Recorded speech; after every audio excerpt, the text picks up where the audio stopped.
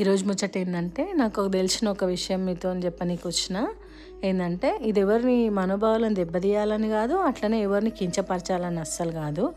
మరి కొంతమందికి మాత్రమే ఈ వీడియో. ఇంత నిష్టతోని నియమ నిష్టలతోని కఠిన దీక్షతోని మీరు అయ్యప్ప స్వామి పూజ చేస్తారు కదా, శబరి పోయి రాగానే రేపే తిరగాలి, రేపే తాగాలి, రేపే ఇది చేయాలి అది చేయాలని ఎందుకు అనుకుంటారు?